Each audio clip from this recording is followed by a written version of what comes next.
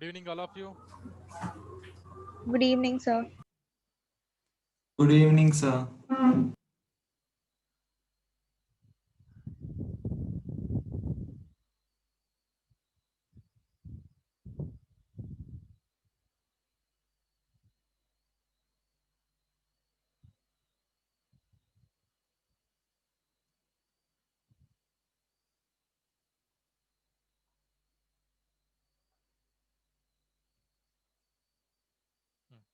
New chapter, hydrogen.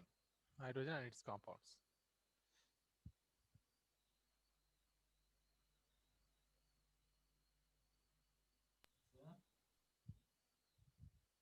The redox reactions. Yeah, I will take redox reactions on Wednesday. 3 hours class, Wednesday. Sir, it will get over, right? Because it's small. Yeah, in 3 hours I will complete that chapter. How to balancing reactions only I will explain that only that in that chapter. And how to calculate oxidation numbers. The redox reaction comes under physical chemistry or inorganic. Physical chemistry in redox reactions. More important Sir, also competitives and board also. sir, before the chapter, which concept we should revise? To which one? Sir, for redox reaction, should we revise? No need to prepare. You are talking about any linked chapter for redox reactions. Sorry, sir. Are you talking about any link concept between redox reactions? Yes, sir. Yes, sir. No need. That's a completely new topic. Okay, sir.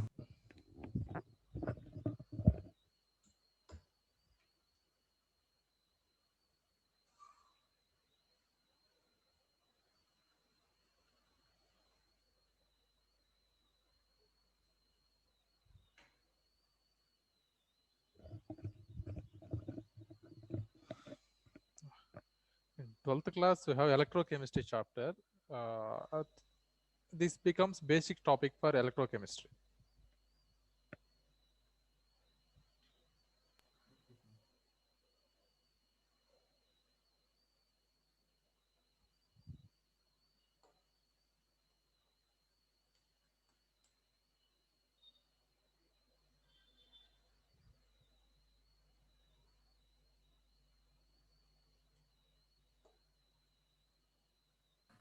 Sir, Yes. sir, I just joined. Which topic did you teach? Hmm? I just joined. Which topic did you Yeah. teach? Just now only I started class. Okay, sir. See, the first element in the periodic table is hydrogen. It having only one electron and one proton. No neutron. Neutrons is zero neutrons. Yeah, we'll discuss about the position of hydrogen atom in the periodic table.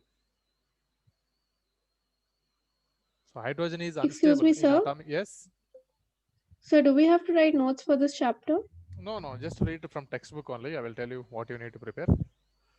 So, we can use the Sapient study material, right? Yeah, yes, you can use. But in hydrogen and its compounds, some topics are deleted. I will share you what are the topics deleted from this. Okay, sir. Later. So that's mainly how to prepare hydrogen and what are the properties of hydrogen, uses of hydrogen. This topic is deleted. And about peroxide, hydrogen peroxide also, how to prepare hydrogen peroxide and what are its chemical properties, uses also. Totally two concepts fully deleted. See, hydrogen in its elemental form highly unstable. That's what hydrogen forming its molecule H2. H2 is stable. H is unstable. Next, position of hydrogen in periodic table.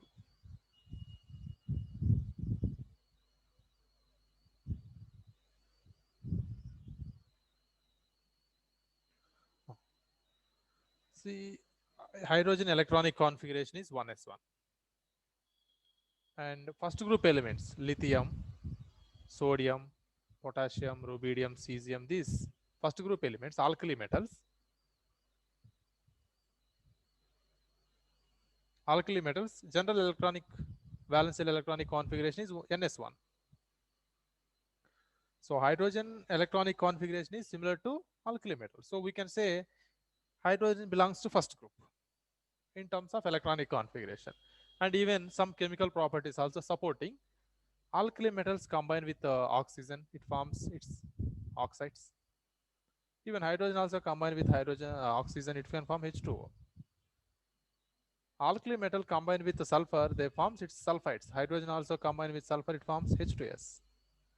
And it reacts with halogens. Sodium with reaction with halogens, it forms NaCl. Hydrogen also reacts with halogens, it forms HCl. So some chemical properties of alkali metals similar to, hydrogen properties are similar to alkali metals. So from this observation, we can say hydrogen belongs to alkali metal. One more reason is there. And alkali metals easily loses one electron and forms its unipositive cation. Yes, all alkali metals easily loses one electron like Na plus, K plus, Rb plus. What? See that? No.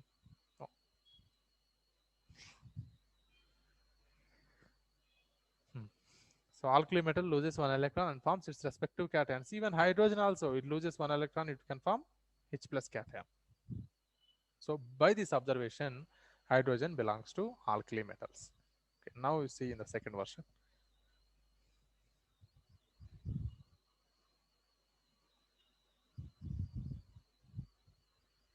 Halogens. So we don't have to write all this, right? No need. Fluorine, chlorine, bromine, iodine. Halogens, these having higher ionization enthalpy values. Ionization energies. Even hydrogen also having higher ionization enthalpy. If you see lithium, sodium, they are having 520, 480 low ionization enthalpies. But hydrogen having higher ionization enthalpy, nearly 1320, higher ionization enthalpy. Fluorine having nearly 17, 1680 something. So if you see, halogens have higher ionization enthalpy. Even hydrogen also having higher ionization enthalpy. So one of the properties similar to hydrogen, one of the properties similar to halogens. And next property is this element electronic configuration is just a short of one electron to get nearest noble gas configuration, right? Already in its valence shell, 7 electrons are there. By gaining one electron, its configuration becomes octet configuration. They are stable like noble gases. Even hydrogen also same now. In hydrogen, one electron is there. By gaining one electron, it's H minus, it behave like a helium. It also gets stability. And these elements forms a diatomic molecule like F2, Cl2, Br2, I2. Even hydrogen also can form its diatomic molecule I2, H2.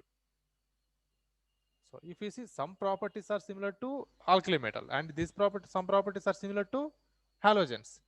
That's what the position of hydrogen in the periodic table is still ambiguous. We can't confirm where is the position of hydrogen in the periodic table. That's why separately writing position of hydrogen in the periodic, separately giving, and here is the periodic table. Sir, I have a doubt. Tell me. Sir, why can't we have something like a circular periodic table where H lies on the right side, it will be alkali, and on the left side, it will be. What? Circular? Sir, periodic table can look like a circle, right? Yeah. Look like circular. Yes, sir. Yes. Yes, sir. So that time hydrogen can be with both alkalis as well as halogens. That means where? That's what. Which group, especially where will we confirm the group of the hydrogen element? Which group it belongs? Left side opposite to right side. Left side to opposite right side. And hydrogen is intermediate of those two. No, we can say not intermediate. In between first group elements and 17th group elements, the noble gases are there, no? If you consider such a circular shape periodic table, in between first group element and 17th group element, 18th group elements are there. So finally, the position of hydrogen is not determined yet. That is just an ambiguous. Separate position is given in the periodic table.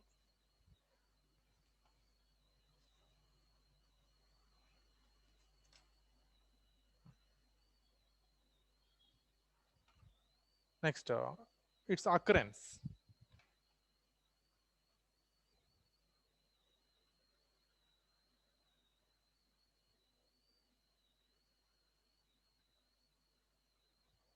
occurrence. So dihydrogen is the most abundant element in the universe.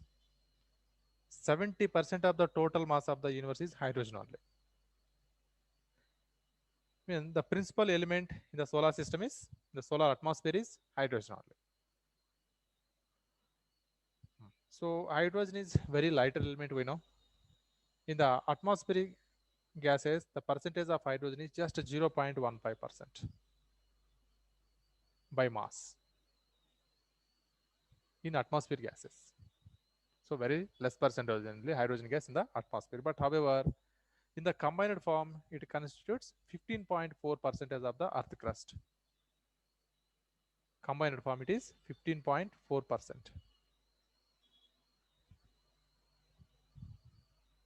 In the combined form also, where is the large occurrence of hydrogen?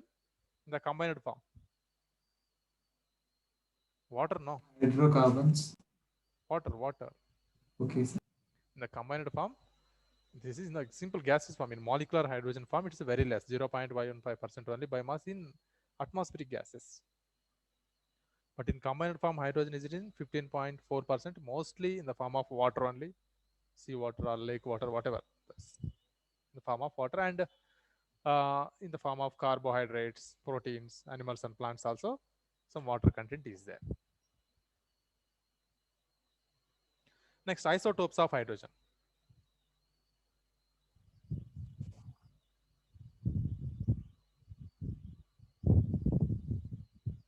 So hydrogen having 3 isotopes. One is protium, deuterium, tritium. Protium, it is generating P, it is tritium T, deuterium D. It is tritium. So number of protons 1, number of electrons 1, number of neutrons 0 here. Here number of protons 1, number of electrons 1, number of neutron 1. Here number of proton 1, electron 1, neutrons are 2. If you see the percentage of abundance of these isotopes, relative abundance of hydrogen is protium. Protium is 99.985%. This is 99.985% is protium only. In deuterium percentage is 0.0156%. It is very less, deuterium 0.0156%. And tritium is very less. So out of 10 power 18 hydrogen atoms, only one atom is tritium. Out of 10 power 18 hydrogen atoms, one hydrogen atom becomes tritium isotope. So its abundance is very, very less. We can say that is 10 power minus 15, right? 10 power minus 15. Very less abundance it is. And one more thing, tritium is, it is only radioactive species. These are not radioactive. This is radioactive. Yeah, tell me. Sir, deuterium is not radioactive. Deuterium is not radioactive. Tritium is radioactive. Sir, I have a doubt. Like in watches, radium watches, they use tritium or deuterium. I don't remember, sir, but they use one of these isotopes. Sir, there's some concept. Where it Sir? is using? Sir, in radium watches, like the watches which have hands which glow. That is a element rate. No, that is not deuterium or tritium. Sir, but they use it still. No, these are very costly elements. How they will give you this? Sir, but they use for very small quantity, sir. No, I think that is maybe some other chemical composition. I think not deuterium or tritium. Their isolation is very difficult. Tritium is highly difficult, tritium isolation. Its percentage also very less. That is why, sir, those watches are very, very costly. I'll see later about that application. Later I will tell you about that. I'm not sure. Okay, sir. So tritium is radioactive element. I think it emits a low energy beta rays, beta minus rays. It releases. Okay, next. Important point is isotopes, chemical properties and physical properties. So physical properties of isotopes are different. Mainly, any chemical substance physical properties are depending upon molecular masses or atomic masses. Atomic mass increases, its melting point and boiling points must be increases.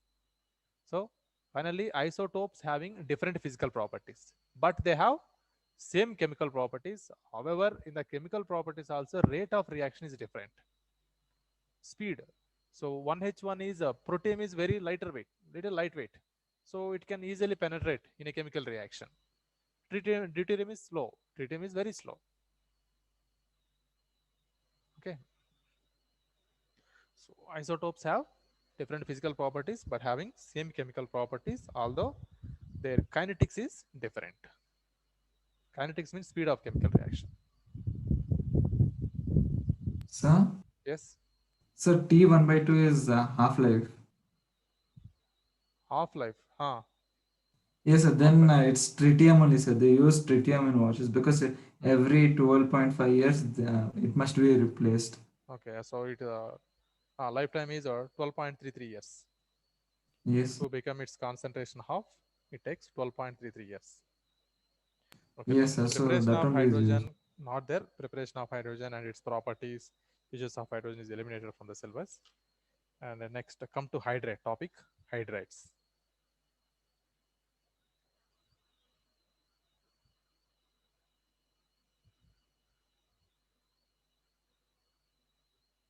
So hydrogen combines with almost all elements. In presence of a suitable condition, it reacts with almost all elements and forms its hydrates. So these hydrates are classified into three types. One is very important for this concept: ionic or saline or salt-like hydrates.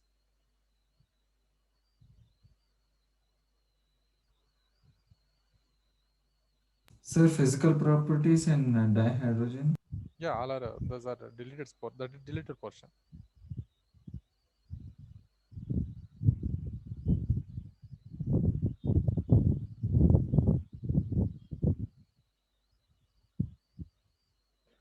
So ionic or saline or salt-like hydrates.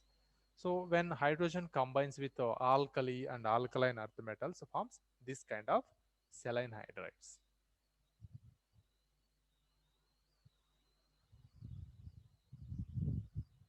Combination with S block elements. So shall we write? No need, just listen. Read from textbook only. Hydrogen on combination with S block elements gives saline hydrates. So these are mostly ionic compounds. However, few hydrates of the elements of S block, they are somewhat covalent, like beryllium hydride. It is a covalent. Magnesium hydride also covalent. Lithium hydride also covalent. Except these three, remaining all are ionic only in nature. That's all about hydride. Okay, we will see its properties. In their solid state, in its saline hydride, in their solid state, they are a bad conductor of electricity, we can say. They are bad conductor of electricity. But in their molten state, they are good conductor of electricity.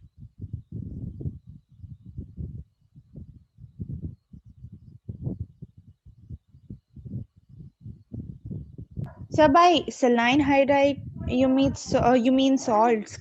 Yeah, like salts, but hydrate salts. Yeah. Since we saw like NaCl, KCl, these are salts, but Yeah. here hydrogen is involving instead of halogen atom. Even salts also in their solid form, they are bad conductor of electricity. But in their molten state, they are good conductor of electricity. Same. These also in their molten state, they are good conductor of electricity. This is confirmed by supplying electricity in the molten state. Suppose if we take any like sodium hydride or magnesium hydride, anything, hydrogen gas is evolved at anode. So at anode, this reaction occurs. If you take 2H minus, it gives hydrogen gas is evolved and 2 electrons also comes out. So this confirms in the saline hydrates, there is a H minus ion. Generally, we are writing H plus, no? Whenever compound formed with hydrogen, we are writing H plus, another element with minus. But in saline hydrates, hydrogen having negative charge. That's what we're using the word hydrides, not hydrogen, hydride. The presence of negative charge on hydrogen in saline hydrates is confirmed by this chemical reaction. At anode, this reaction takes place, hydrogen gas is released. Next, some reactions, saline hydrides reacts violently with water producing dihydrogenic gas. Suppose sodium hydride reaction with water.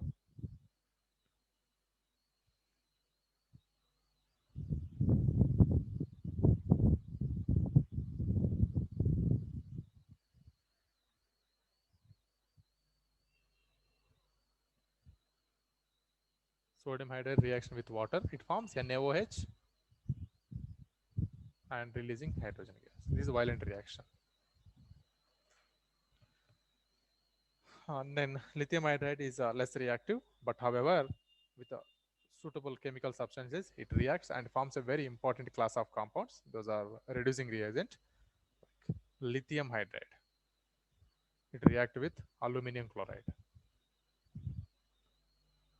and forms lithium aluminum hydride. Is a good reducing reagent, and byproduct is HCl, no, LiCl. Balanced equation is 8 LiH 2 LiAlH4 6 LiC. Very important this reaction. And another reaction, lithium hydride reacting with B2H6. So in the second reaction, Al2Cl6 is the reducing agent. Not that, this is the reducing reagent. So with the help of hydrates of lithium, we are preparing very important class of compounds. This is lithium aluminum hydride. Later, one more compound will come, that is lithium borohydride. These are acting as a very good reducing reagents. Gives lithium borohydride. This both are this and this, acting as good reducing reagents. So in this topic, these two are very important reactions. The hydrides, saline hydrides, these two reactions very important. The next one, second type of hydride is covalent or molecular hydrides. First type is saline hydrides or ionic hydrides. First type, that is. Second type is covalent or molecular hydrides.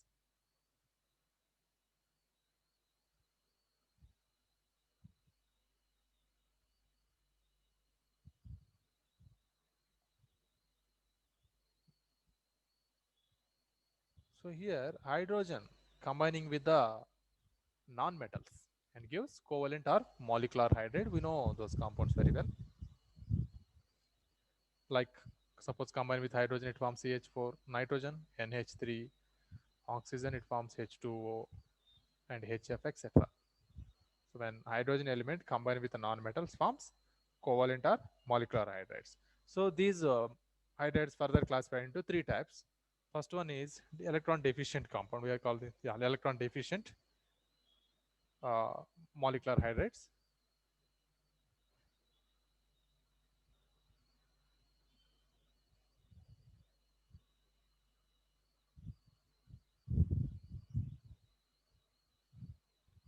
Electron deficient molecular hydrides. Suppose group 13 elements combines with hydrogen, they forms electron deficient molecular hydrides. Suppose BH3 or B2H6. These are electron deficient molecule. Look at that right structure. So around the boron, how many electrons are there? The valence shell of boron, how many electrons are there? Count bonds. Sir, 6. 6 only. So we can say it is electron deficient. Okay, B2H6 is B2. Okay, B2H6 also, but it not carries fully bond. Diboron it is.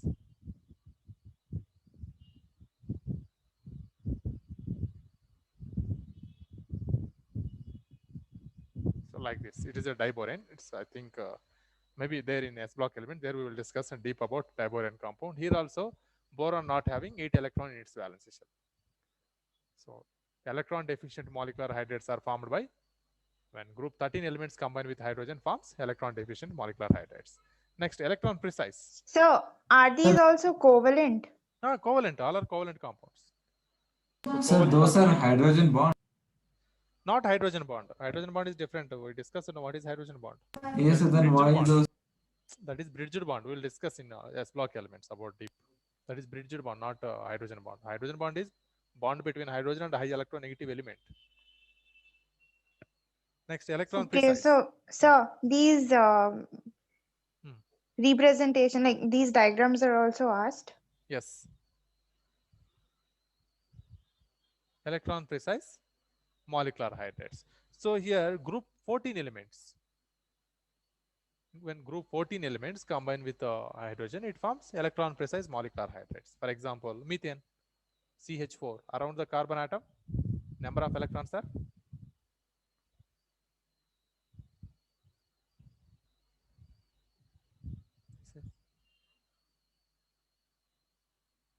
8 electrons are there. In its valence shell, octet configuration is there. So these are called electron precise. Whenever all group 14 elements combine with hydrogen forms electron precise. Next, electron excess or electron rich hydrates.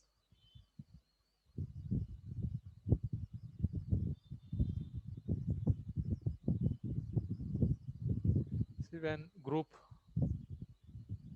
15, 16, 17 elements combine with hydrogen, they form electron rich hydrates. Suppose nitrogen element combining with hydrogen, it forms NH3. But however, it have lone pair of electron. No? That's what we are saying, it is electron rich.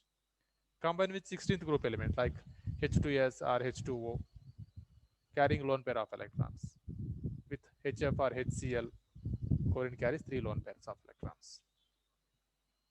So here molecule having electrons, lone pair of electrons. That's what saying these are electron rich hydrates. What is the behavior of electron deficient molecular hydrates? They act as Lewis acid now. These are already Yes, electron sir. deficient. Electron deficient molecules are acting as Lewis acids.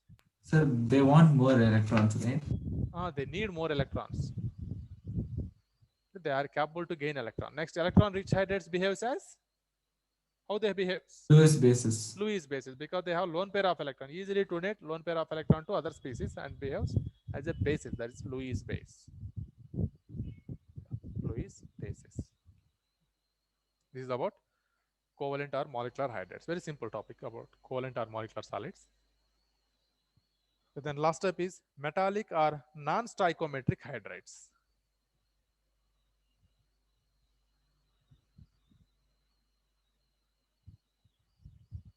So what have you written at Lewis? These are Lewis bases. Earlier one A type is Lewis acids.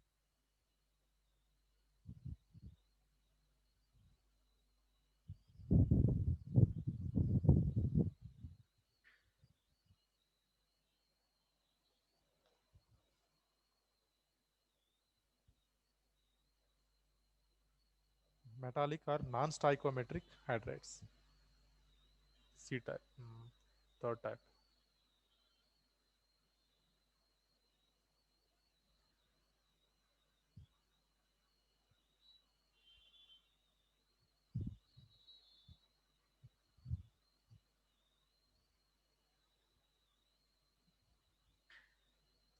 So here D block elements. The D block elements combine with hydrogen and forms metallic hydrates. They are called non-stoichiometric hydrates. The reason is there why we call non-stoichiometric hydrates. Here, except group 7, 8, 9, even 6 also, except these group elements, other group elements are forming metallic hydride. In group 6, only chromium, only the element chromium can form metallic hydride. Then other group 6 elements are not forming metallic hydride. 7 also not form, 8, 9 also not involving in formation of metallic hydrides. Here, these hydrides conduct heat and electricity through not as efficiently as their parent metals do. So these metallic hydrides, suppose example for metallic hydride, suppose you take chromium hydride. Chromium hydride. So this conducts electricity, but not as like it's a pure chromium metal. Pure chromium metal can conduct well. Its hydrides also good conductors, but its conductivity is low compared to pure metals. And see some examples of non-stoichiometric hydrides. So what not only D, can but D you and F. tell what does stoichiometric hydrides mean Yeah, again? here it will be clear after giving examples. So D and F block elements combines with hydrogen forms metallic or non-stoichiometric hydrides. Let's see the example. Lanthanum hydrogen is 2.87. Now I think it's clear now what is the non-stoichiometry here. Ytterbium H 2.55. So S and P block are stoichiometric hydrides. What? Yeah, D and F block elements forms non-stoichiometric hydrides. Earlier we wrote no saline hydrides, S block elements combined with hydrogen. Yeah. They are stoichiometric hydrides because Okay, they okay. follows law of constant composition. They follows law. So if we take NaCl, sorry, sodium hydride, wherever you collect sodium hydride, it is 23:1%.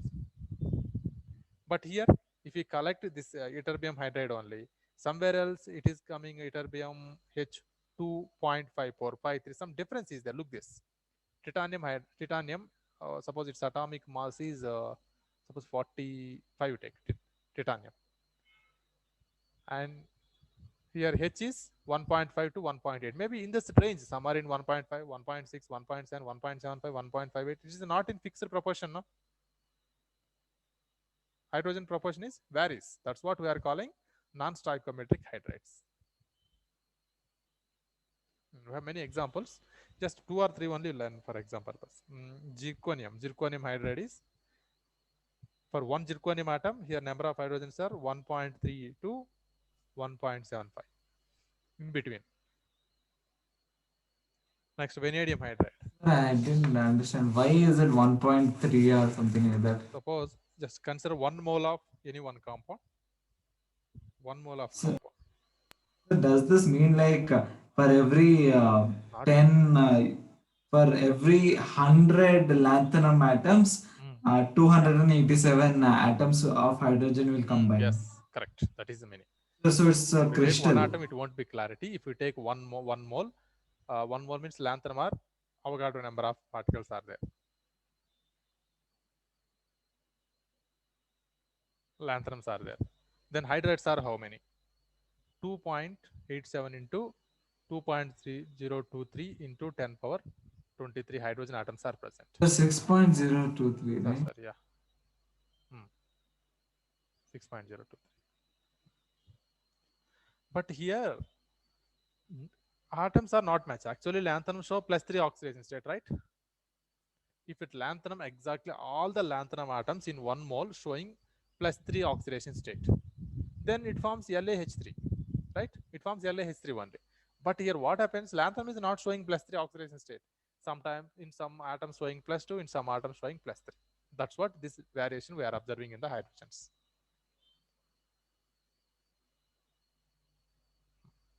So these non-stoichiometric hydrides not follows law of constant proportion. Yeah, that's all. And these D block elements are used as like a platinum, palladium, nickel. These are using as catalyst because they can provide enormous surface area during the hydrogenation process. And large amount of hydrogen accommodate on platinum or palladium. That's what these are called hydrogen storage or source of hydrogen. This concept is not much important. Just learn about saline hydrides, its property, molecular hydrides 3 types, and what are non-stoichiometric hydrides. That's all.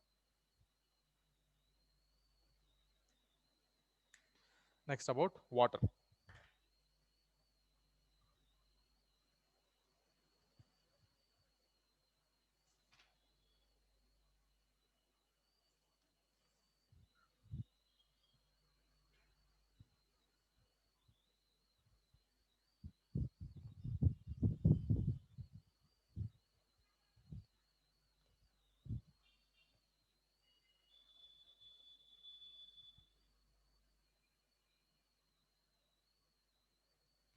See, a major part of all living organism is made up of water.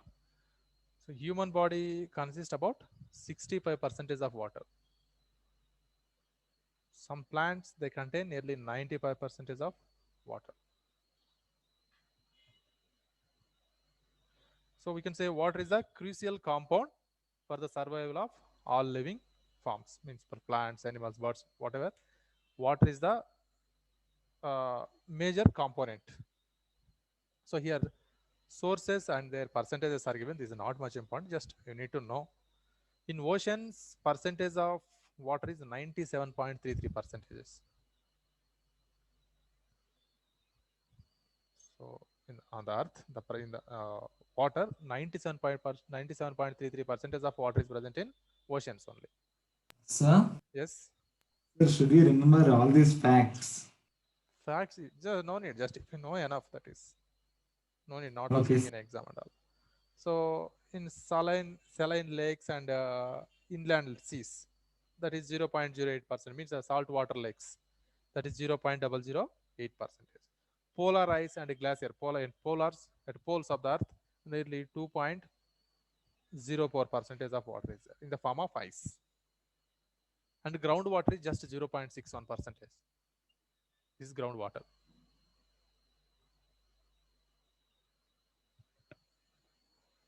Lakes, very small, 0.009.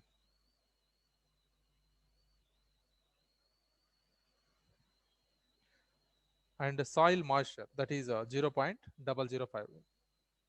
So atmospheric water vapor. So we have to remember all these values. No need.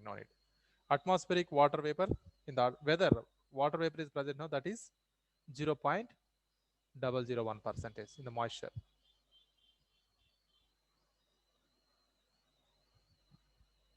And rivers, they contain very small percentage, 0.0001% in rivers.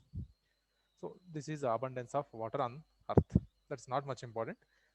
Next, the physical properties of water. It is a colorless and tasteless liquid. So the unusual properties of water in the condensed phase, means in the form of liquid or in the solid, they show some unusual properties. That is mainly because of water forms hydrogen bond. That's only responsible. In its liquid form and solid form, it shows unusual properties due to hydrogen bond. This leads to high freezing point. Water having high freezing point, that is 0 degrees centigrade, and even having high boiling point also, 100 degrees centigrade. And high heat of vaporization, means large amount of heat we need to supply to convert into its vapor form. And high heat of fusion in comparison to H2S and H2SC. Oxygen belongs to 16th group. So sulfur also forms H2S, selenium also forms H2SC, oxygen forms H2O. But compared to this hydride of oxygen have a high boiling point, high freezing point, high boiling point, and it's showing high enthalpy of vaporization. This is mainly because of hydrogen bond only the reason. Generally down the group, mass of compound is increasing. Oxygen mass is 18. H2S mass is 34. Further, mass is increasing. If increase the atomic mass, its boiling point also generally should increase. But here, H2O having the higher boiling point compared to even polonium hydride. Reason is H2O is forming hydrogen bond. These are not forming hydrogen bond. Due to this unique behavior, water having major role on Earth. So in comparison to other liquid, water has a higher specific heat, thermal conductivity, So, phase tension. Yes. like here H2O has higher boiling because boiling and Hydrogen. melting point. Yeah, because Like- of hydrogen bond. Yeah, because of hydrogen bond. So HCl and fluorine, sorry, HF should have high HF boiling further point high. and I'm not talking about 17th group. I'm telling about only 16th. no, But- like in their particular group, those compounds will have the highest Yes. boiling point. First and element lowest hydride only having highest boiling point due to hydrogen bond formation.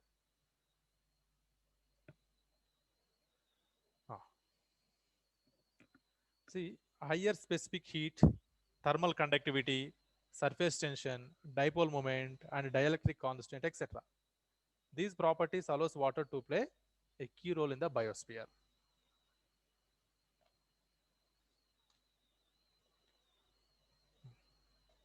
Next, the high heat of vaporization and heat capacity are responsible for moderation of the climate and body temperature of living beings. See, because of somewhat maintaining 100 degrees and degree centigrade of boiling point only, in during the summer, water is converting into, and of course, in regularly water is converting into vapor only, but mostly in summer, water is converting into the vapor form and forms clouds, and again it comes as a rain. Means here water cycle is mainly because of properties of water only, no? If it properties are different like other liquids like bromine or H2S gas, I think we won't see this kind of water cycle. At low temperature only it converting into vapor. So this kind of atmospheric seasons, we don't see this and all seasons. We are talking summer season, winter season, this and all. This is mainly because of water and water properties only. If it having below this temperature or above this temperature, climate won't be like this. It will changes completely. Now, how is the climate in Mars? Almost we reaches such level of weather conditions. So next, structure of water. What is the shape of water molecule? Shape of water molecule. Sir, bent. Bent shape.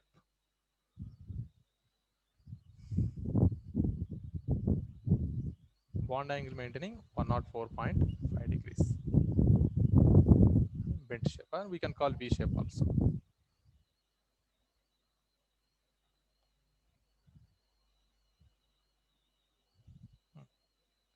So next, the crystalline form of water is ice. At atmospheric pressure, ice crystallizes in a hexagonal form. Yeah. So ice at 0 degree centigrade from water to ice is formed. At that temperature, 0 to 0 degree centigrade, 1 or 2 degrees centigrade, it is forming a hexagonal form.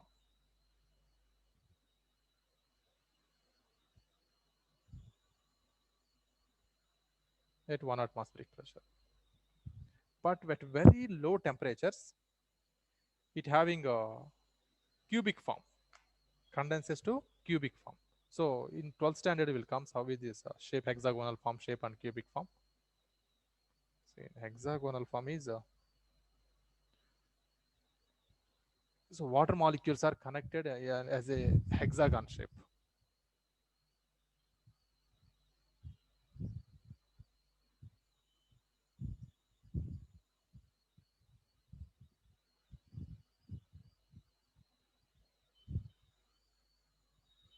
Like this. It's in hexagon shape. In cubic form, you know how it is. So water molecules are condensed in the cubic form at very low temperature. By maintaining 0 or 1 degree centigrade, it is having hexagon form. So here also one water. What these are water molecules here.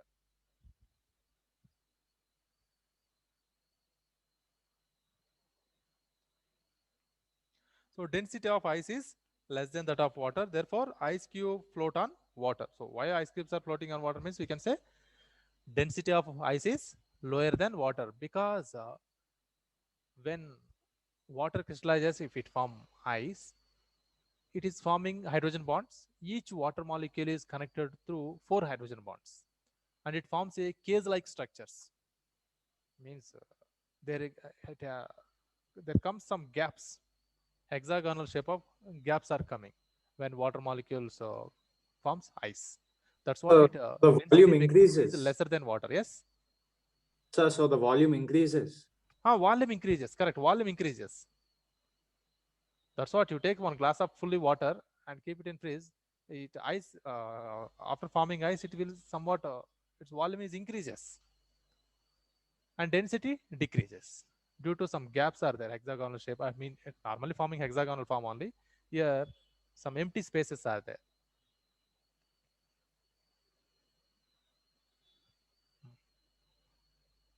Okay, that is about ice. Next, chemical properties of water.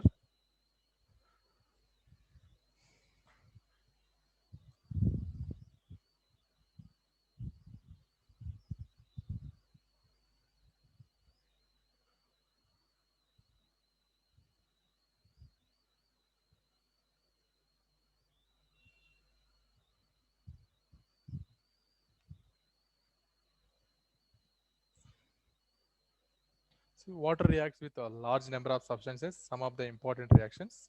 See, one is amphoteric nature. So it has ability to act as acid as well as base. Yes, we are calling if any substance behaves as acid and it behaves as a base, we can say it is amphoteric nature. Suppose reaction between H2O and ammonia. Excuse me, sir. Yes. Sir, I got disconnected. So can you once again show the cubic bond structure? Cube, just cubic motion, just how we are drawing the cube. And what else did you teach last 5 minutes? This is cubic form. In hexagonal form is this. Water is crystallizes at normal 0 degree centigrade or 1 degree centigrade. It is forming hexagonal form.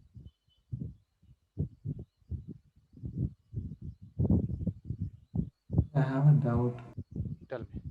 Sir, when hexagon converts to a cube, in somewhere in the middle of the process, a pentagon also should be formed, right? Pentagon structure not exist. Sir, but when it's converting to hexagon to cubic, Completely. obviously it should change. No, because of pressure applying, temperature decreasing, bonds are means we call that is resettled. I mean, bonds are breaking again, new bonds are forming. But all the bonds are not breaking at a time. Gradually, some So- bonds are breaking and forming. Here we have 14 crystal lattice systems only. Those 14 only possible. New crystal systems are not possible. So we have 7 systems. You will see in 12th standard, those are cubic, rhombic, orthorhombic, monoclinic, triclinic, and like this hexagon. These 7 crystal systems only possible. No other crystal systems are not possible. Excuse me, sir. Yes. So can you just tell again why you have drawn that cube? Because I missed in Okay. between. Water at normal low temperature, we are calling 0 degree centigrade. It forms a ice, no? Yeah, that is. Yeah, so I heard till where you've written the hexagonal structure. That is, it after forms hexagon. When say that's water molecule, water only at very low temperature, if we maintain, it forms ice only, but that is in the cubic form. So in fridge, we are taking a cube, not that cubic form. Internally, that structure, arrangement of water molecules is different. That is in the crystalline. We are calling some crystal structures we have, FCC, BCC, and that cubic form is different, hexagonal form is different. So here are the water molecules. So around 0 degrees Celsius, it's hexagonal structure, and then if it is And very low, I am not talking about -2, -5, -5, very low, -20 degrees centigrade at maintenance, it forms this kind of cubic structure. But in any structure, if you take ice, each water molecule is surrounded by other 4 water molecules through 4 hydrogen bonds are forming. Sorry, 4 only, not 5. 4 hydrogen bonds in ice cube. And ice having low density, that's why it is floating on water. It having cage-like structure. Once wait, I will show you how the structure. This is the structure. You can see large gaps. That's what when water is converted to ice, it having a higher volume and density becomes decreases. Now say chemical properties of water.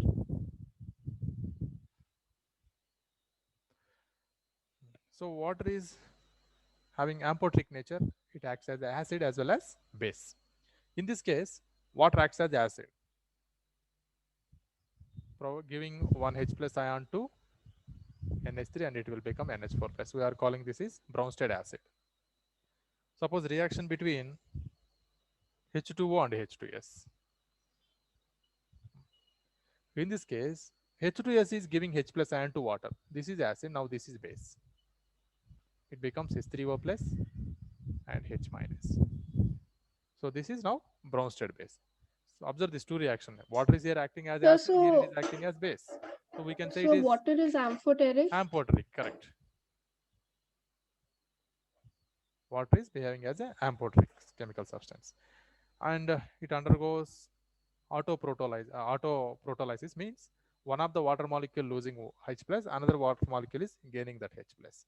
So based on this only, I gave you Kw, ionic product of water, H2O, one of the water molecule donating H plus, another water molecule receiving that. Means This is called autoprotolysis. Next, redox reactions involving water. So redox reactions means here water molecule is acting as a reducing agent. Sometimes water molecule only acting as a oxidizing agent also. See few reactions.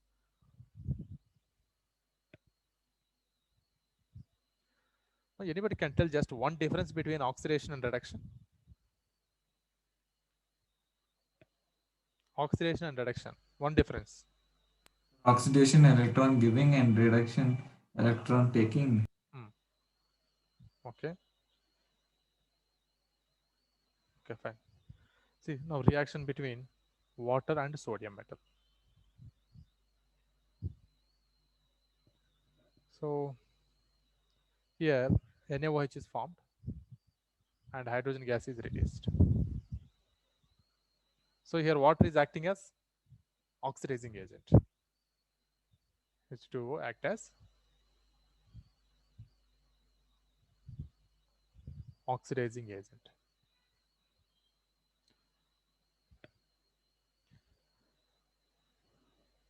So water is oxidizes to O2 during photosynthesis. Suppose the photosynthesis, carbon dioxide reacting with water, 6 water molecules, 12 H2O molecules, and forming C6H12, O6, 6H2O, 6O2. During this process, it acts as water molecule is acting as reducing agent, right? Very simple. Oxygen donor is oxidizing agent. Hydrogen donor is reducing agent. Look at this. H2O, here Na. From this molecule, OH is means overall O is going to sodium only. So you can say now it is oxidizing agent. This is only giving oxygen now. In this reaction, H2O is giving hydrogen to carbon dioxide. That's what you can say now in this reaction. H2O is acting as reducing agent.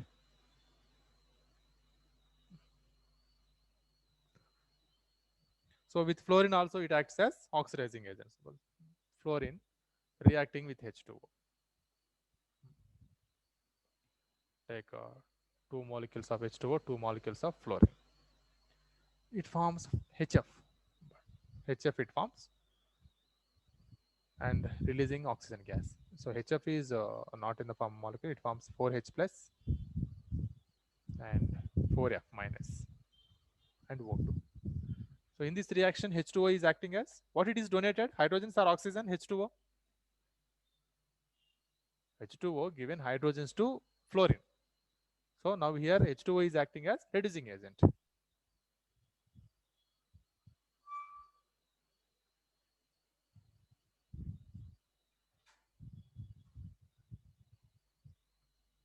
So itself it is undergoing oxidation. So both processes are occurring here. Fluorine is converted to HF or this 4H plus and F minus means this is reduction. H2O becoming O2 means this is oxidation. So our reduction and oxidation takes place simultaneously. We are calling redox reaction.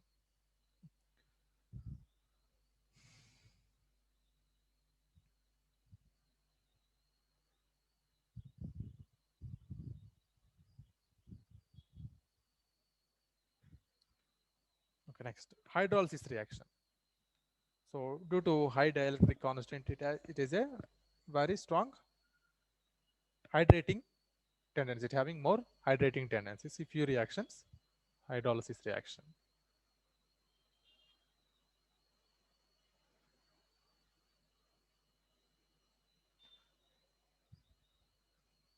P4O10 reacting with water. It forms phosphoric acid.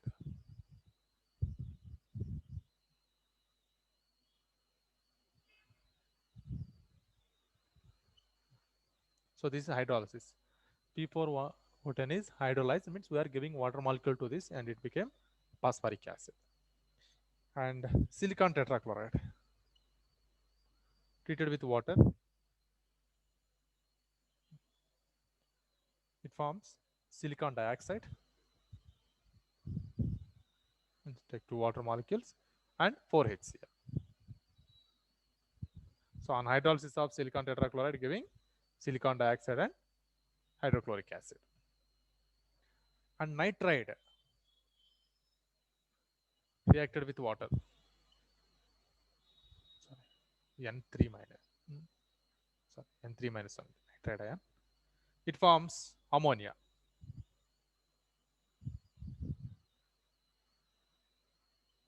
And 3OH minus. These are hydrolysis reaction. Next, hydrates formation.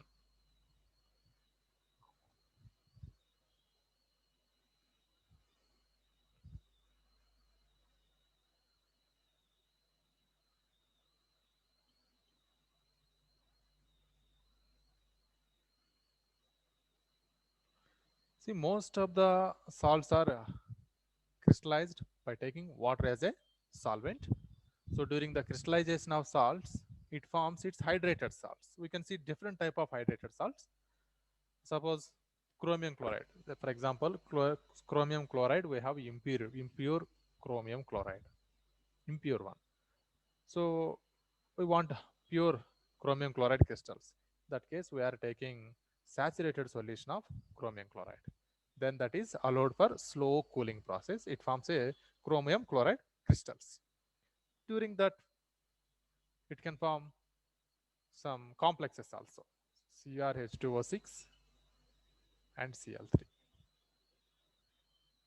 So this also comes under hydrated formations only. Some of the water molecules are trapped into chromium chloride crystals. So these are called, this water we are calling coordinated water.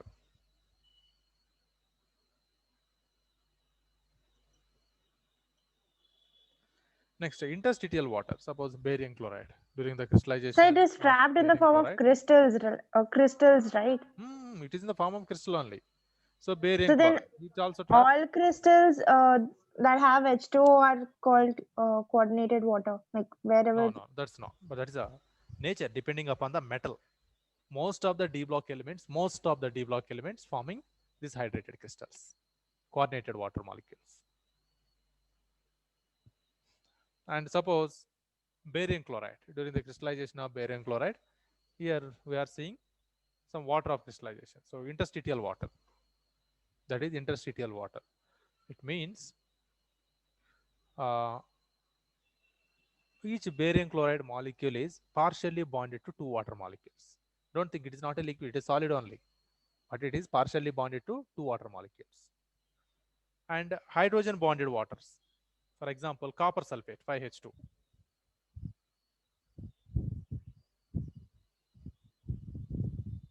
Copper sulfate 5H2. Here, during the crystallization of copper sulfate, copper is coordinated to 4 water molecules. 4 water molecules coordinated, and sulfate ion is outside, one of the water molecule also outside. So in copper sulfate 5H2O, 4 water molecules are directly connected to copper. 1 water molecule is hydrogen bonded to this copper. I think this point already we discussed in chemical bonding also. Yes, sir. If suppose water of crystallization is odd number, if it is odd number, in that 1 water molecule is hydrogen bonded, remaining all are coordinated. Suppose something complex have, I think this 6 are there. 6 are there, 6 water molecules are there, means all 6 are directly connected to central metal atom, copper or any metal like nickel or cobalt. If 3 are there, odd number, 2 are connected, 1 is outside, that is hydrogen bonded to central metal atom.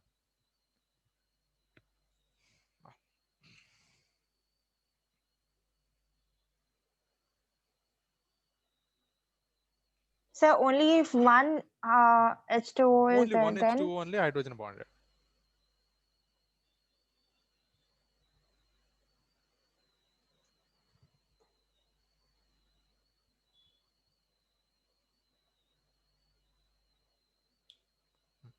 Next, hard and soft water. This concept is very important. We may expect 2 marks or 3 marks from this only one concept: hard water and soft water, and its purifications.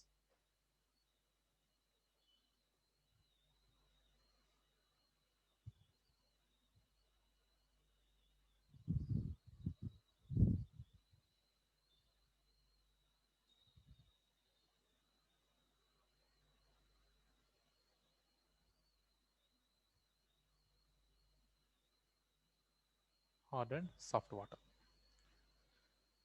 See, we know rainwater is almost pure water, we can say. But during the rain, some gases like ammonia, SO2, carbon dioxide gases are dissolving in the rainwater.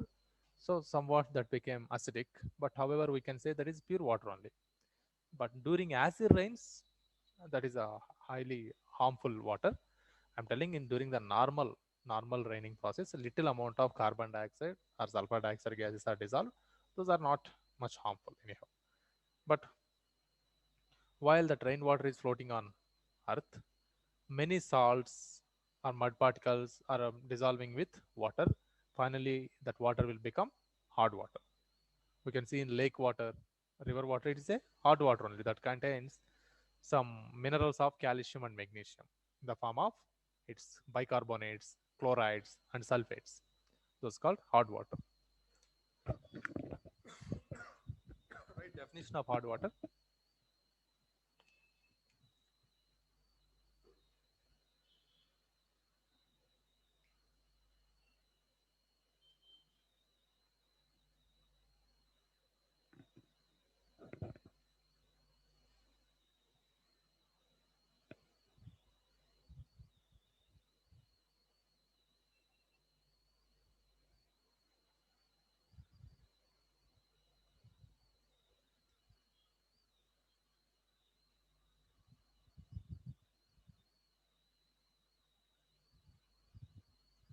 Water with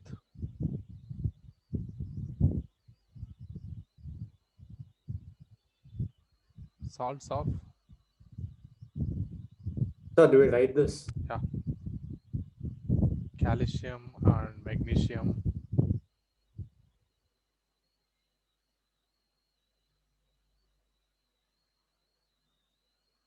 bicarbonates, chlorides,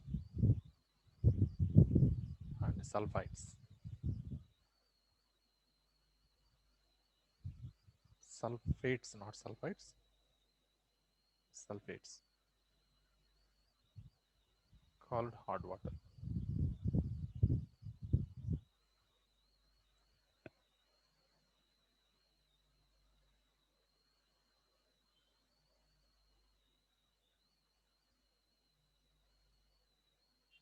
So hard water does not give lather with soap.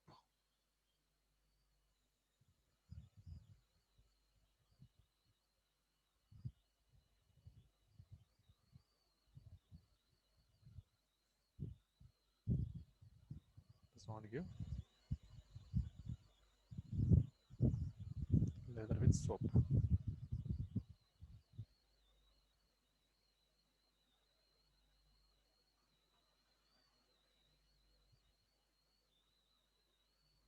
So we should write this. Yes. Next, water free from soluble salts of calcium. Water free from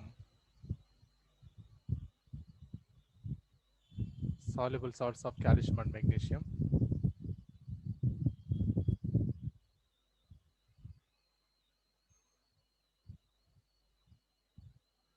Called soft water. It gives lather with soap easily.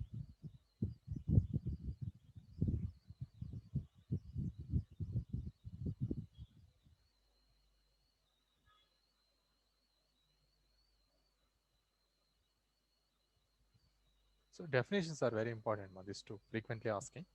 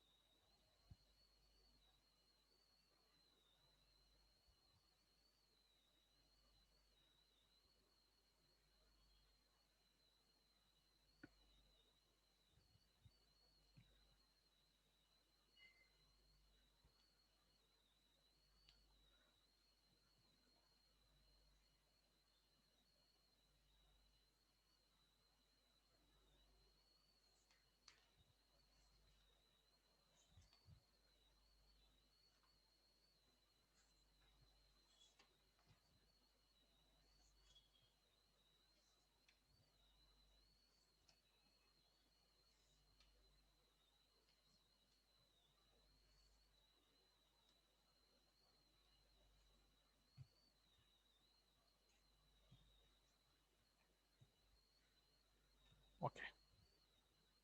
Listen now. So here hard water is not giving leather with soap, soft water giving leather with soap. And hard water forms scum or precipitate with hard soap. Suppose when we use soap in hard water, it is forming some precipitate like substance. That is we are calling scum.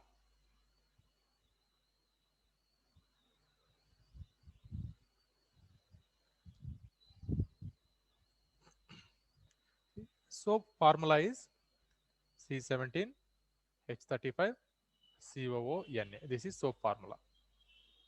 All soaps contains this component. This is sodium stearate.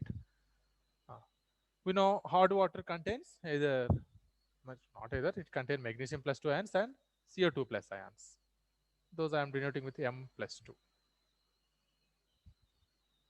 So this sodium ion is now replaced by this magnesium and calcium. It gives C17, H35, COO twice, and M. This is only scum. And Na plus ions are coming into water. They are soluble. So this is precipitate only. So now hard water is not suitable to wash cloths.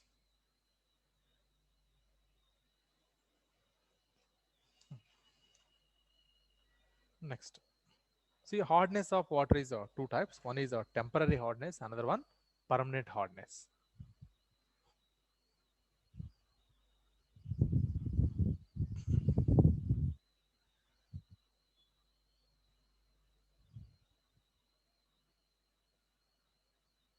Sir, can you write the equation for scum? No, just read from just definitions only, not down. So hardness of water is two types. One is temporary hardness.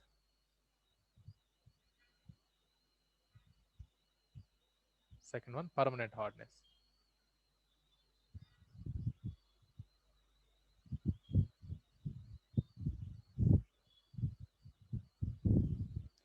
This temporary hardness is because of calcium, magnesium salts of their bicarbonates. Bicarbonates of calcium and magnesium causes temporary hardness. And salts of chlorides and sulfates of calcium and magnesium causes permanent hardness. Here, hydrogen carbonates of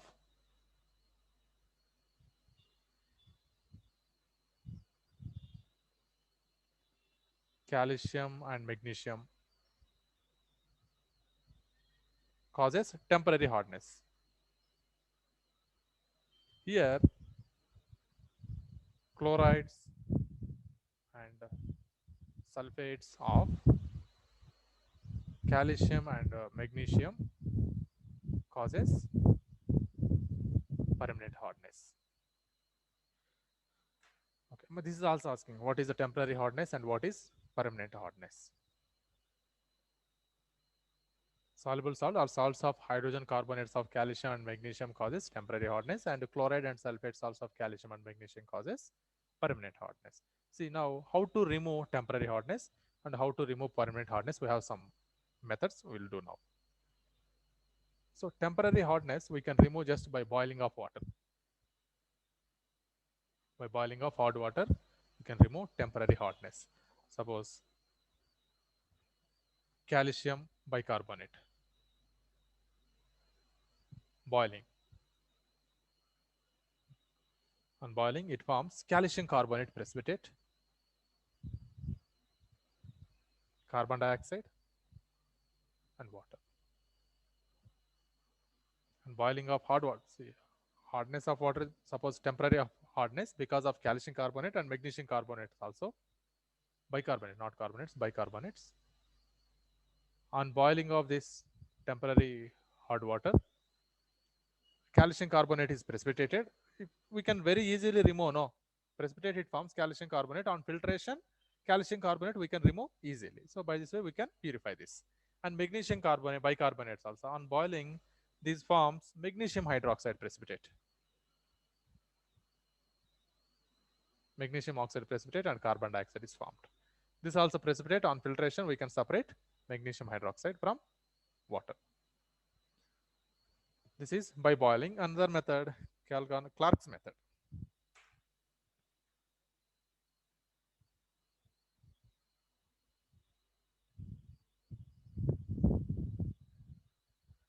So to remove temporary hardness, second method, Clark's method. So those equations are also important, right? Most important. You have to see in the water, especially hardness and hard and soft water definitions, what is temporary hardness, permanent hardness definitions, and these methods you must have to learn. Every year asking from this zone 2 marks question. Clark's method.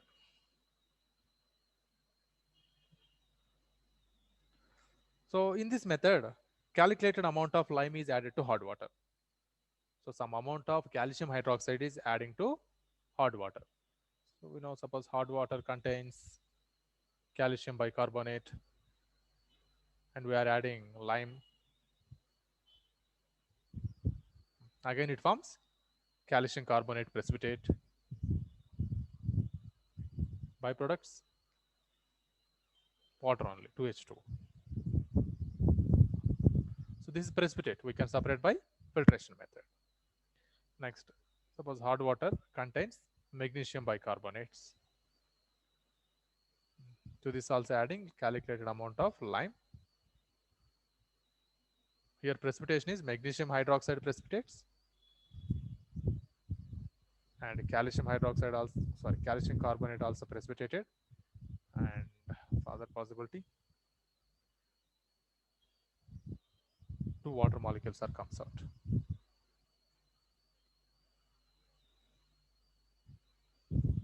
These are reactions also important, all reactions. These are 2 methods to remove temporary hardness. First one, boiling.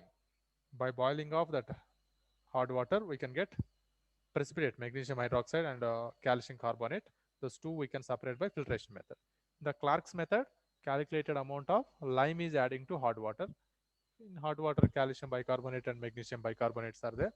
These are precipitated in the form of calcium carbonate and magnesium carbonates. Precipitate. These are further separated by filtration methods. Okay, next, permanent hardness. We know permanent hardness is caused by soluble salts of magnesium, calcium, salts of chlorides and sulfates.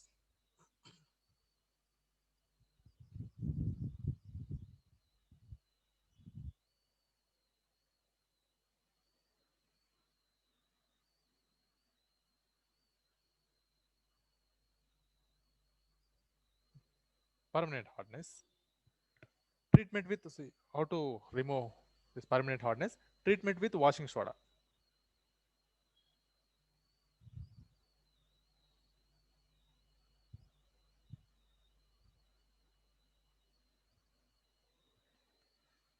Suppose hot water contains calcium or magnesium chlorides. It is treated with washing soda, sodium carbonate. It forms sodium chloride and metal carbonate. If it is calcium, calcium carbonate precipitated, or magnesium, magnesium carbonate is precipitated, and NaCl is common salt that is dissolved in water. Suppose it contains sulfate salt. Either metal is here, calcium or magnesium.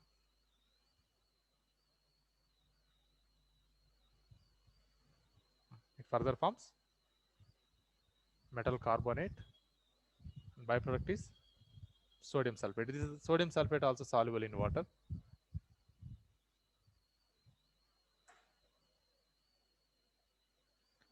Next, Calgon's method.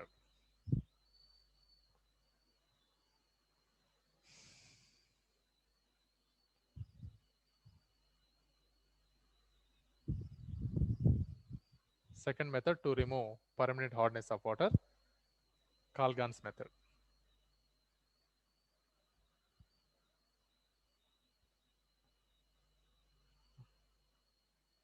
So here, sodium hexametaphosphate, where commercially we are called, that is Calgon. Formula is Na6 P6O18. This is called Calgon.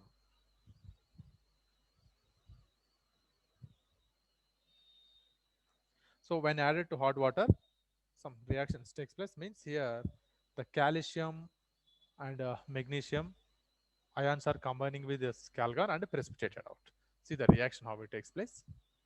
So Na6P6O18 in aqueous solution, it forms Na4P6O18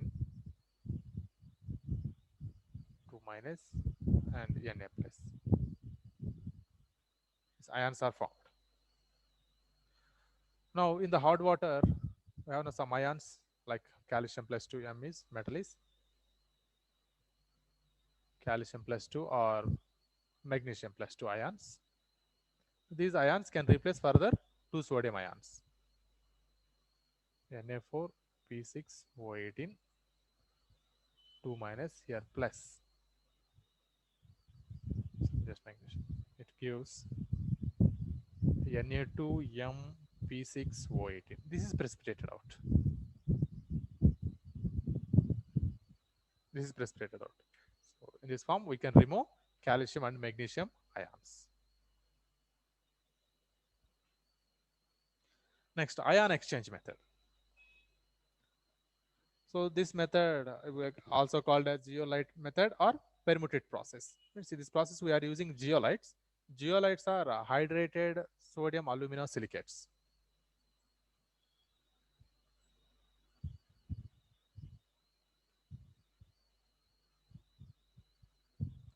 Hydrated sodium aluminosilicate.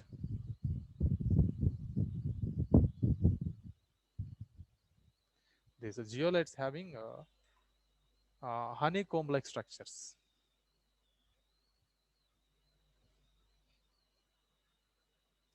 Or even, you know, a sponge, how it looks, it having small holes. Zeolite also having that small holes. In that hole, Sir, is it reactions Z are taking or place. G? That is, yeah, Z, not Z.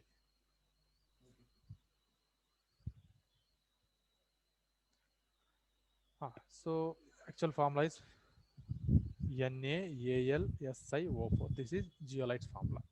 So for our convenience, we will write this as NaZ. This is now zeolite formula for our convenience. Now zeolites are adding to hot water.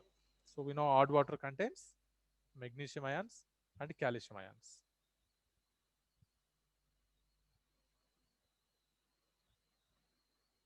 NaZ zeolite plus magnesium and Ca2 plus ions. In this reaction, take 2 NaZ, it forms MZ2 and 2 Na plus. So this is precipitate. So once this zeolite is exhausted, means we are taking some kilos of zeolites, that is completely converted to its metal, means calcium or magnesium related zeolite. Then this is separated, that is further treated with sodium chloride solution. When we treat with sodium chloride solution, it is giving back again zeolite.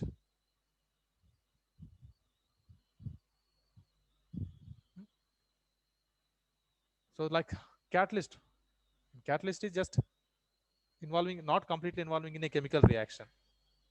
Just it provides a surface area to speed up the chemical reaction. The same way, here also zeolite combining with metal ions like Mg plus 2, Ca plus 2 and getting precipitate. And again, that is we can recollect. Zeolite Can we you can explain recollect by again? treating with NaCl. Hello? Sir, can you explain again zeolite? See, zeolite or permutates are hydrated sodium or aluminosilicates. It is having a honeycomb-like structures. A solid substance it is. Formula is NaAlSiO4. It is a giant molecule. NaAlSiO4 is a giant molecule. So for our convenience, we are writing it as NaZ. Nice. Now zeolite formula is, we took as NaZ. That zeolite we are treating with hot water. Hot water contains magnesium ions and calcium ions only, right? These ions Yes. can replace sodium metal. The zeolite we have sodium NaZ. No, this is a sodium. Sodium Sir, is this is replaced by calcium and magnesium, and it sir, becomes this is because M is more reactive compared to Na. so not by that way. It's not. Na is more reactive than magnesium and calcium. Not by that So way. then how due to charge? Not charge. Here it is influencing. Zeolite is influencing. That's what reaction occurs. Otherwise, it not. We are not doing any simple metal displacement reactions. So here zeolite is we are calling a catalyst. What is the role of catalyst? It enhances the rate of reaction, right? So Yes, sir. because of that zeolite influence only, this reaction occurs. So here we got precipitate. That precipitate is collected. Means once if we filtrate that, precipitate and pure water is separated out. From that precipitate, again we are treating with a NaCl solution, common salt solution. This calcium or magnesium ions are separated out. Again we are getting back zeolite. So we are recollecting the zeolite here. Next, another one, synthetic resin method. So anyhow, reaction not necessary. And this is frequently asking this method also.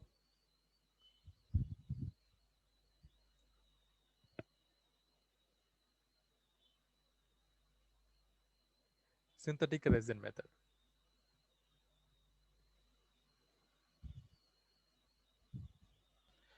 See, nowadays, hot water is obtained by using synthetic cation exchangers. So this cation exchange resin contain a large organic molecule. I think you know how is soap molecule.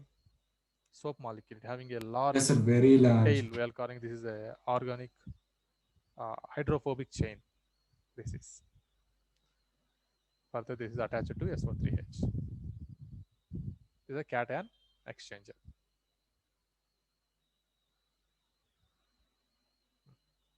So this cation exchanger, we are treating with a common salt solution. It gives, means SO3H is now replaced by Na+. This is now, okay, for our convenience, I am writing this formula as So RNA. can you This cation exchangers contains a long organic carbon chain.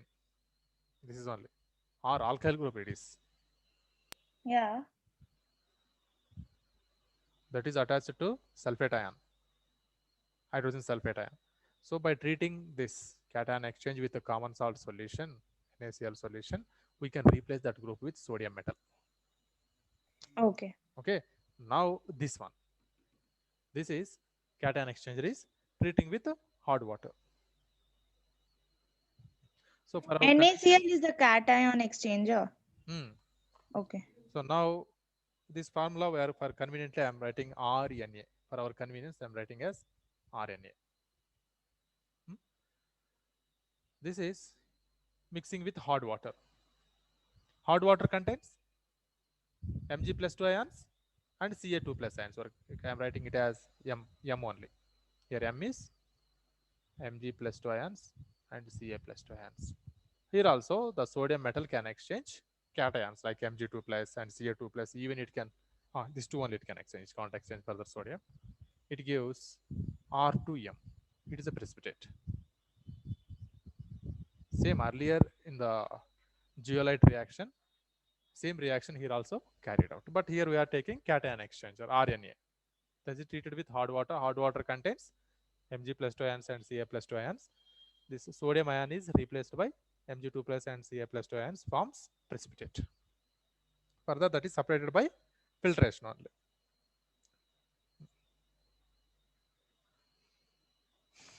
Okay, we need to take here 2 molecules and 2 Na plus. This is synthetic resin method, and the last one is pure demineralized water. It is free from all soluble mineral salts.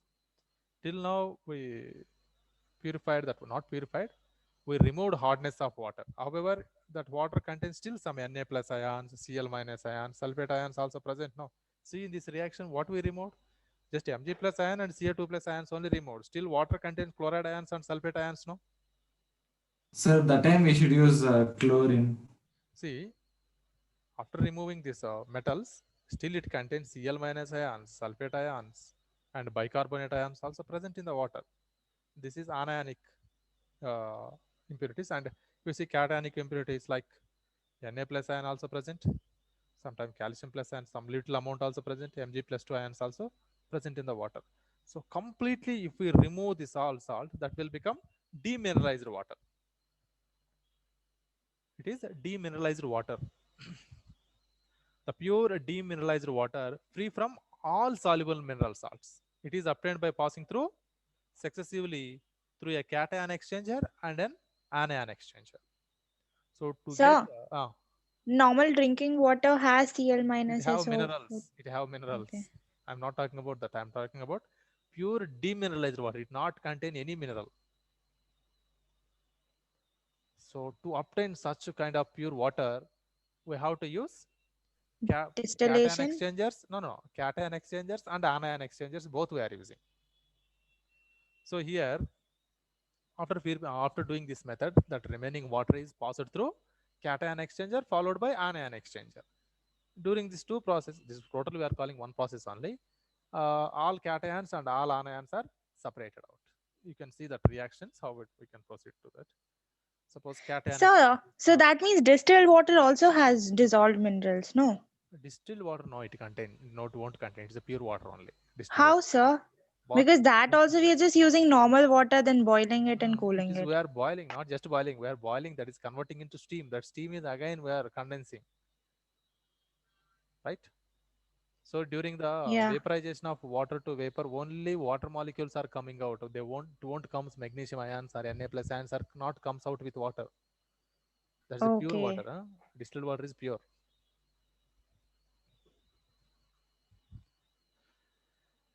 Here to get pure demineralized water, we are using both cation exchangers and anion exchangers. First passing through cation exchanger, then followed by anion exchangers. So cation exchanger is RNA. This is cation exchanger. I told that cations are maybe Na plus ions or Ca2 plus ions or Mg2 plus ions or some other metal ions. This is cation exchanger.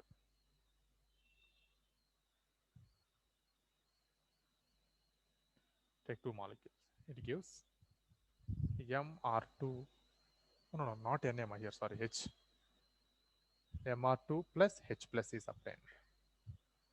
Okay, after replacing this hydrogen can replace by sodium or calcium or magnesium plus or any other metal ions. So after doing this cation exchange process, what is the nature of the solution or liquid? It is acidic or basic? Look at this reaction. After exchanging hydrogen with these metal ions, what is the nature of the liquid? Acidic or basic? Sir, acidic. Acidic. Reason is there H plus ions are obtained. No? Yes, sir. It is acidic.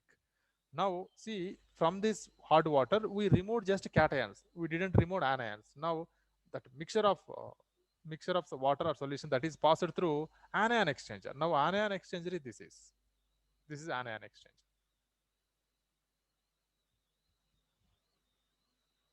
Anion exchanger first reacting with water, it forms RNH3 plus and OH minus. This is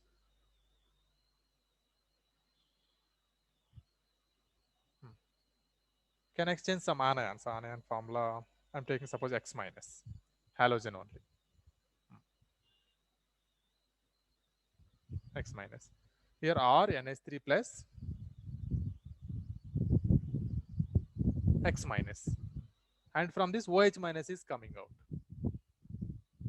Just consider only this reaction. What is the nature of solution now? This reaction. Basic. See, Sir, the first step. Tell me. So that's amide, right? Huh?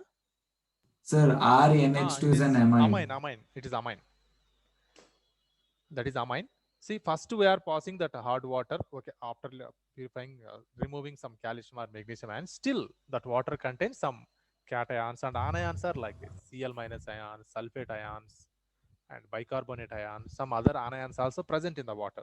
To remove completely these cations and anions from the water, we are using cation exchanger followed by anion exchanger. During the cation exchange process, we are completely removed these cations, completely removed. And now water having H plus ions and still it is acidic solution. This solution only we are passing through anion exchanger, The anion exchanger, it forms RNH3 plus and OH minus. That OH minus are replaced by this anionic species, Cl minus, SO4 minus or HCSO minus are exchanging this OH group. Here we got OH. This OH and H plus both are combining and it is giving pure water, no?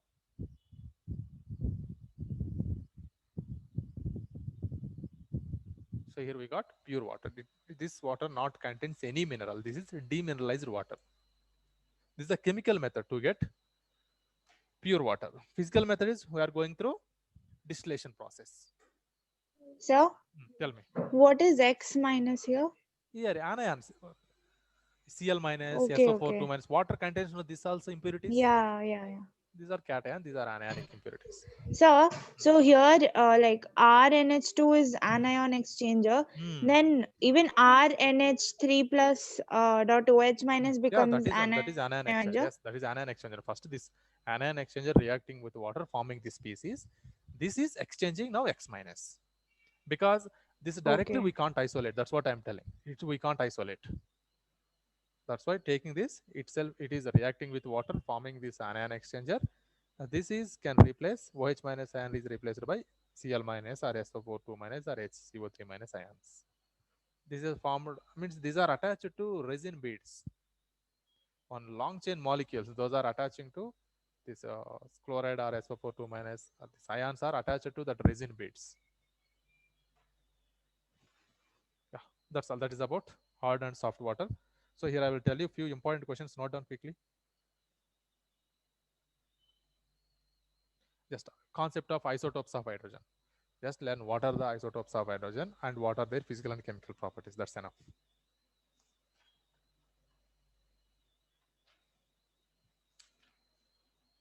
Next, about hydrates. All three types of hydrates are very important. You don't have to write these reactions, right? These are right. They have to write fully. You prepare that hard and soft water concept. Isotopes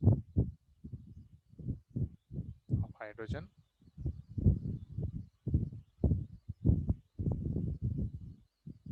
And its physical and chemical property means just it is physical properties are different, chemical properties are same, but the kinetics is different. That only you have to write as a point. Physical and chemical properties.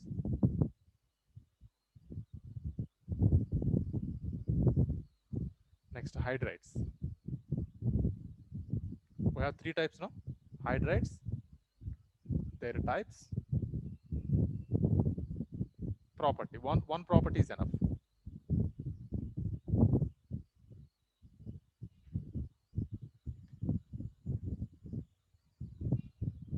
Hard and soft water definitions. So are you listing out important topics? Yeah, only this. Yes. And definitions, types of hard water. Two types of hard water and removing of hardness of water. But this full concept you prepare, anyhow, much important this is.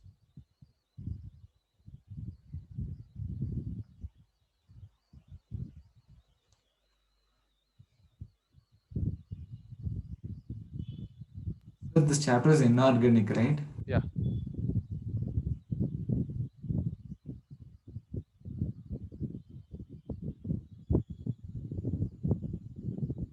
This three only. So can you move the camera a little bit?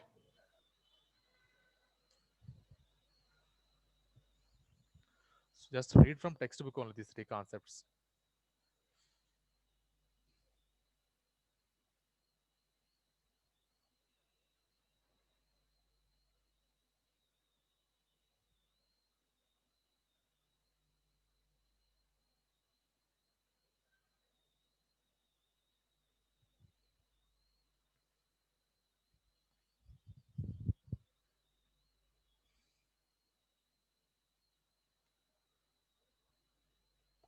So Friday, I will take 5:30 to 8 or 8:30. I will only take class. Redox reactions I will teach. So It was Friday. Wednesday. Not Friday, sir, Wednesday. So full 3 hours. Full 3 hours. 5:30 to 8:30. Which chapter, sir? Redox reactions. Okay. And tomorrow. So you will finish this chapter? Yeah, it is completed. Hydrogen and its compound topic is completed. Chapter is completed. And next tomorrow I will Oh, teach okay. S block elements. Anyhow, you yourself you have to prepare any one of the chapter, either S block, P block. You prepare yourself. Some important questions I will tell you. And redox reactions I will teach on Wednesday. So our chemistry exam is on 5th of February. Oh, we have more time. Yeah, so that is last exam. So I think by then will you be able to finish it? Yeah, P block also I will complete. Yeah, so it'll be nice then. So tomorrow S block, then day after tomorrow redox reactions. In 17th, yeah, 17th not. I will come back on 18th. 18th I will teach P block. Sir, we got our portion, sir. What portion? Pre-board portions. From periodicity classification till hydrocarbons. Okay, full entire syllabus. No, To Structure of- 13. Chapter 3 to chapter 13. Chapter 3 to, okay, 1 and 2 are not giving. No, sir. Okay, structure of atom and mole concept, basic principles of chemistry is not giving.